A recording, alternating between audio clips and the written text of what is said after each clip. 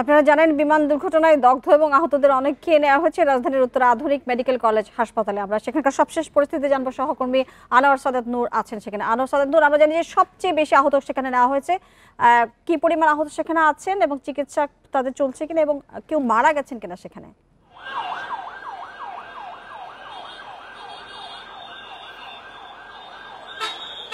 ICR তথ্য অনুযায়ী কিন্তু সব মিলিয়ে এখন পর্যন্ত 18 জনের মৃত্যুর সংবাদ জানানো হয়েছে এবং 164 জন বিভিন্ন হাসপাতালে চিকিৎসাধীন অবস্থায় ভর্তি আছেন। এদের মধ্যে আশঙ্কাজনক অবস্থায় আছেন অনেকে, আবার অনেকে প্রাথমিক চিকিৎসা শেষে আশঙ্কাজনক অবস্থা থেকে চিকিৎসা নিচ্ছেন।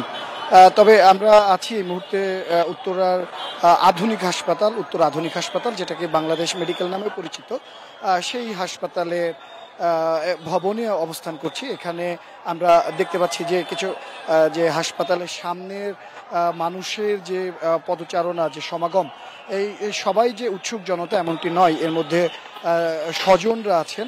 কেননা হাসপাতালের ভেতরে রোগী ব্যতীত অন্য কাউকে আপাতত ঢুকতে দেওয়া হচ্ছে না, ফলে যারা স্বজন আছেন তারাও হাসপাতালের বাইরেই অপেক্ষা করতে বাধ্য হচ্ছেন। আবার এই হাসপাতালে আগে থেকেই যারা ভর্তি ছিলেন, বিভিন্ন রোগের চিকিৎসা নিতে আগে থেকে ভর্তি ছিলেন কিংবা সকালে এসেছিলেন, এরকম রোগীও আছেন। এবং যারা খুব ইমার্জেন্সি নয়, জরুরি নয়, এরকম রোগীদেরকে বের করে দেওয়া হয়েছে। এবং রোগীদের সাথে যে স্বজনরা, প্রত্যেকে অনুরোধ করে তাদেরকে বাইরে অবস্থান করার জন্য হাসপাতাল কর্তৃপক্ষ অনুরোধ জানিয়েছেন যে কিছুটা হলেও যেন ভেতরের চাপ বা রোগীর ভিড়াভিড়ি কমে, সেই জায়গা থেকে এই উদ্যোগ নেওয়া হয়েছে। রোগীর স্বজনরা বাইরে অপেক্ষা করছেন, তাদের রোগীদেরকে ভেতরে রেখে রোগীদের যে যারা আজকে আসবে, এই ইমার্জেন্সি বিভাগকে দুটি ভাগে ভাগ করা হয়েছে। যারা এই বিমান দুর্ঘটনায় আহত বা দুর্ঘটনার কারণে হতাহতের শিকার হয়েছেন, তাদেরকে যেন জরুরি চিকিৎসা দেওয়া সম্ভব হয়, এই জন্য জরুরি বিভাগের একটি অংশ আলাদা করা হয়েছে। এবং নিয়মিতভাবে যে প্রতিদিনের মতো রোগীরা আসেন এখানে ডাক্তারের পরামর্শ নিতে, তাদের জন্য জরুরি বিভাগের অংশটি সংক্ষিপ্ত বা একটু সীমিত করে রাখা হয়েছে। তবে বেশি গুরুত্ব দেওয়া হচ্ছে এখানে যারা আহত হয়ে আসছেন। আমরা যতটুকু জানি যে বেশিরভাগই আসলে পুড়ে যাওয়া রোগী গেছেন এই ঘটনায়, সেটি আসলে কতটুকু চিকিৎসা দিতে পারছে আধুনিক হাসপাতালে? চিকিৎসকরা জানাচ্ছিলেন যে এখানে যে সকল রোগীরা আসছেন এর মধ্যে শিক্ষার্থী সংখ্যা বেশি এবং আহত বা হতাহত অবস্থায় যারা এসছেন এদের মধ্যে দগ্ধ হয়ে যাওয়া রোগীর সংখ্যায় বেশি। এখানে 40 থেকে 60% পর্যন্ত যে দগ্ধ হয়ে যাওয়া, পুড়ে যাওয়া রোগী এসেছেন, প্রাথমিক চিকিৎসা নিয়েছেন। তবে যাদের অবস্থা গুরুতর বা আশঙ্কাজনক তাদেরকে এখান থেকে সিএমএইচ হাসপাতালে কিংবা ঢাকা মেডিকেল অথবা বার্ন ইনস্টিটিউটে রেফার করা হচ্ছে। এবং ঢাকার বিভিন্ন ভেতরের বিভিন্ন হাসপাতাল থেকে কিন্তু এখানে অ্যাম্বুলেন্স আনা হচ্ছে, যেন এখানকার মুমূর্ষ রোগীদের বা যারা খুব জরুরি অবস্থায় আছে এরকম রোগীদেরকে যেন পাঠানো যায়। এই জন্য কিন্তু প্রতিনিয়তই খালি অ্যাম্বুলেন্স আসছে বিভিন্ন হাসপাতাল থেকে এবং রোগী ভর্তি করে নিয়ে চলে যাচ্ছে।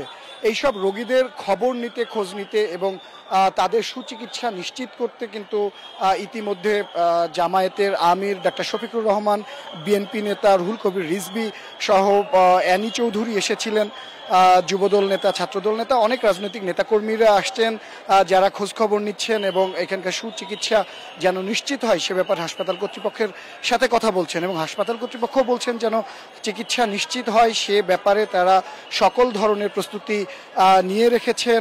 আলাদা করে এই সকল আহত যারা রোগী আসছেন তাদের জন্য যেন ইমার্জেন্সি সাপোর্ট দেওয়া সম্ভব হয় সে ব্যাপারেও তারা চেষ্টা করছেন। যেহেতু ঘটনাটি এই উত্তর আধুনিক হাসপাতাল থেকে খুব কাছেই, নিকটবর্তী দিয়াবাড়ি এলাকায়, যার ফলে কিন্তু এখানকার আহতরা প্রাথমিক চিকিৎসা নিতে কিংবা জরুরি মুমূর্ষুরা এখানে আসবেন, এটাই স্বাভাবিক বা এটাই হওয়ার কথা। কেউ প্ল্যাকার্ড হাতে নিয়ে দাঁড়িয়েছে, তারা কি নিখোঁজদের খুঁজছেন? এবং আমরা দেখেছি যে জরুরি রক্তের প্রয়োজনে অনেক হাসপাতালে ভিড় হয়েছে, কি অবস্থা দেখছেন সেক্ষেত্রে?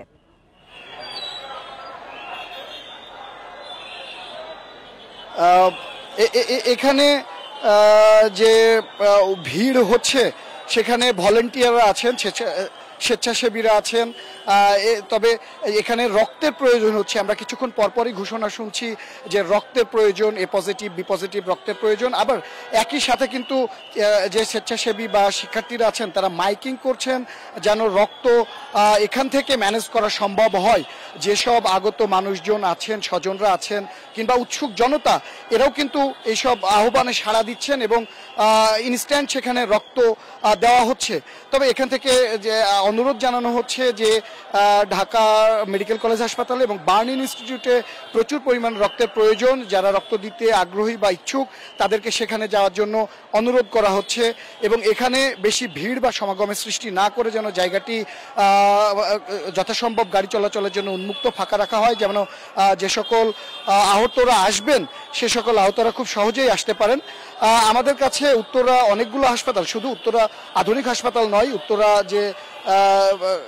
উত্তরার বেশ কয়েকটি হাসপাতাল, এর মধ্যে লুবনা জেনারেল মেডিকেল, উত্তরা আধুনিক, উত্তরা ক্রিসেন্ট হাসপাতাল, এই সব জায়গাগুলোতেও কিন্তু আমরা এই একই ধরনের ভিড় খেয়াল করেছি। করতে থাকুন, পরবর্তীতে নিশ্চয়ই আবার আমরা আপনার কাছে ফিরবো আপডেট নিতে।